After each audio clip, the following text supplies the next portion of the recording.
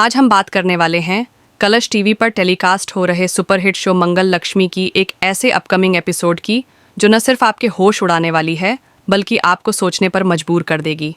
जैसा कि आपने पिछली एपिसोड्स में देखा, जिया ने लक्ष्मी पर बहुत बड़ा इल्ज़ाम लगाया है। उसने कहा कि उसे लक्ष्मी से जान का खतरा है। इसी वजह से उसने पुलिस को बुलाकर कहा कि लक्ष्मी को तुरंत गिरफ्तार किया जाए। पुलिस पहुंचती है, साथ होती है एक महिला कांस्टेबल।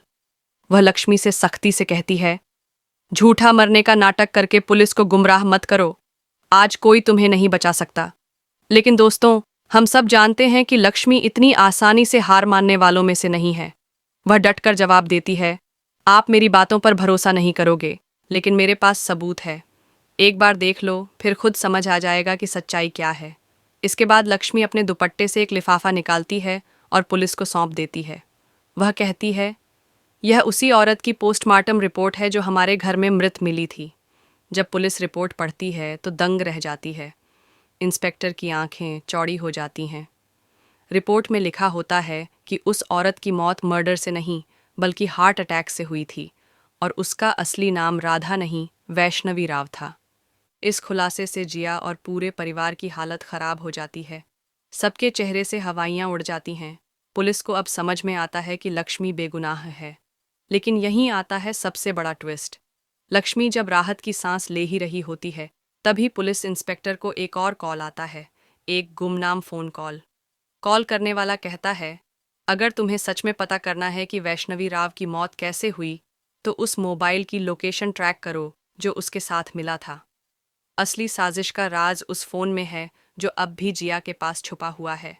इतना सुनते ही पुलिस का शक और गहराता है। इंस्पेक्टर जिया की तरफ मुड़ता है और पूछता है, क्या आपके पास उस औरत का फ़ोन है? पहले तो जिया मना करती है, लेकिन जब सख्ती बढ़ती है तो आखिरकार वह अलमारी से एक पुराना फ़ोन निकाल कर देती है। फ़ोन की डिलीट की गई फाइल्स को रिकवर किया जाता है और उसमें एक वीडियो मिलता है जिसमें साफ दिखता है कि वैष्णवी राव की मौत एक एक्सीडेंट थी और उसे कवर करने के लिए जिया ने मर्डर का ड्रामा रचा था। ये सुनते ही पुलिस जिया को तुरंत हिरासत में ले लेती है। पूरे परिवार के सामने उसकी पोल खुल जाती है। लेकिन कहानी यहीं ख़त्म नहीं होती।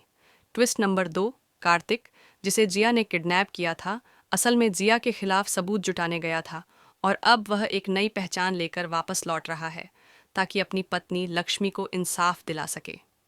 तो दोस्तों, अब सवाल ये है, क्या कार्तिक समय रहते वापस आएगा? क्या जिया के सारे गुनाह सामने आएंगे? और क्या लक्ष्मी को आखिरकार इंसाफ मिलेगा? इन सब सवालों का जवाब मिलेगा आने वाले एपिसोड में। आप इस शॉकिंग ट्विस्ट के बारे में क्या सोचते हैं? क्या आपको पहले से अंदाज़ा था कि जिया इतनी बड़ी चाल चल रही है? अपनी राय हमें कमेंट सेक्शन में ज़रूर बताएं। फिलहाल के लिए बस इतना ही। ऐसे ही अपडेट्स के लिए जुड़े रहिए।